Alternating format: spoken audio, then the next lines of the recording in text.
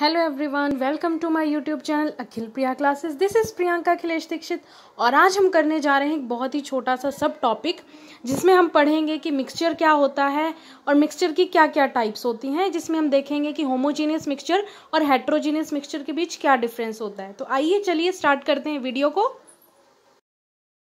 So first of all mixture क्या होता है? मिक्सचर होता है बेसिकली जो प्योर सब्सटेंसेस होते हैं उनको अगर हम दो या दो से ज़्यादा प्योर सब्सटेंसेस को आपस में मिक्स कर देते हैं तो वो मिक्सचर बन जाता है। ठीक है। और मिक्सचर जो होते हैं उसको हम फिजिकल मेथड से भी क्या कर सकते हैं, अलग कर सकते हैं, सेपरेट कर सकते हैं।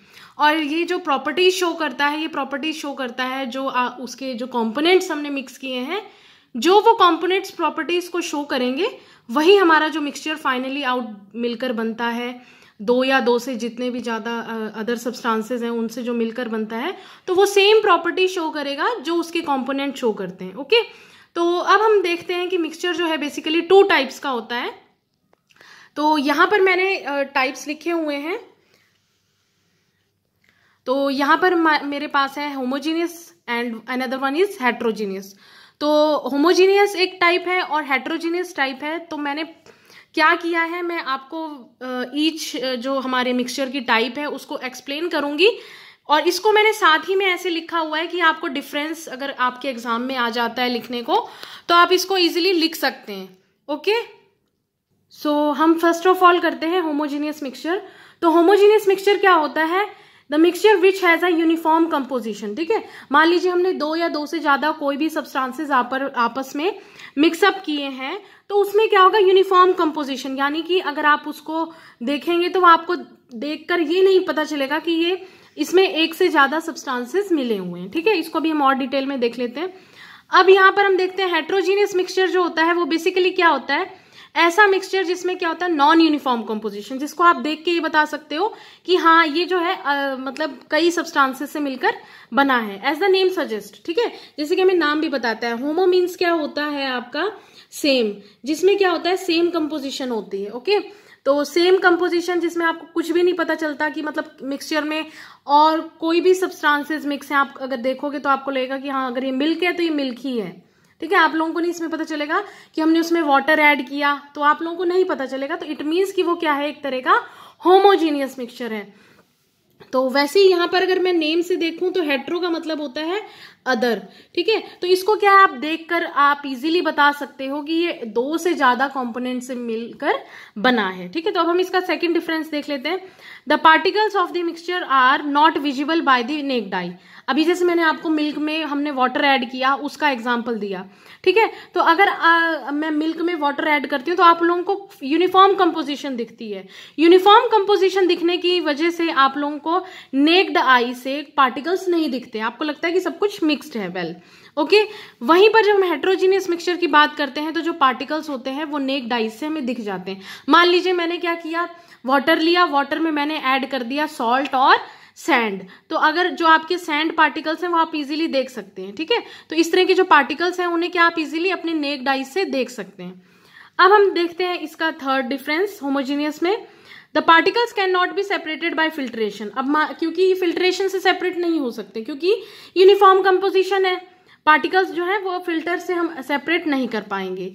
वहीं अगर हम हेट्रोजीनियस की बात करते हैं तो हेट्रोजीनियस में पार्टिकल्स जो थे उनका साइज बड़ा था और उनको हम नेक्ड आई से देख भी सकते थे। तो इस वजह से क्या है, साइज बड़ा होने की वजह से पार्टिकल्स जो है इजीली फिल्टरेशन के प्रोसेस से अलग किए जा सकते हैं, सेपरेट किए जा सकते हैं। अब हम देखते हैं हमारा fourth point of difference between homogeneous and heterogeneous.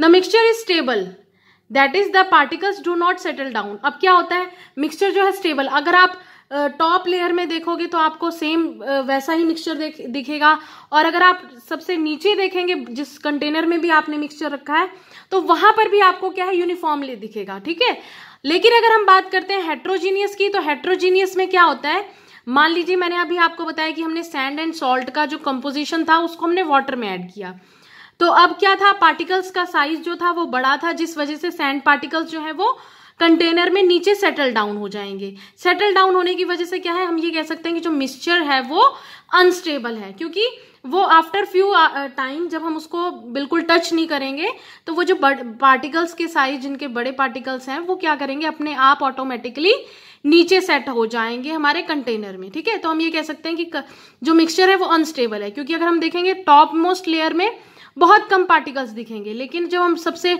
Lower या फिर हम कंटेनर के बॉटम में देखेंगे तो आपको ज़्यादा कंपोजिशन दिखेगी, जो भी हमने उसमें सब्सटेंसेस ऐड किए हुए हैं। तो इसलिए हम कह सकते हैं मिक्सचर जो है अनस्टेबल है। अब हम बात करते हैं फिफ्थ पॉइंट की, the path of a beam of light is not visible in the mixture. अगर मैंने कंटेनर में दूध रखा है और उससे मैं क्या करूं, टॉर्च लगाकर, ग्लास में मैंने रखा है, ठीक है, और मैं उससे टॉर्च लगाकर पास कर रेज को या बीम को पास करना चाह रही हूं, तो वो बीम मुझे नहीं दिखाई देगी।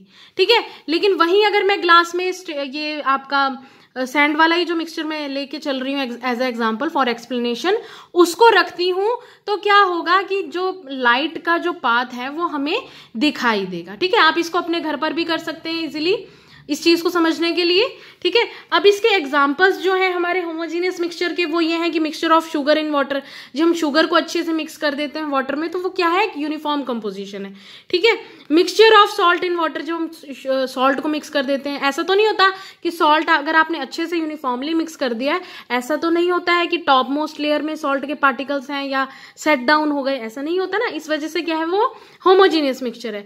या फिर हम mixture of copper sulphate in water, ये भी ले सकते हैं एज एग्जाम्पल।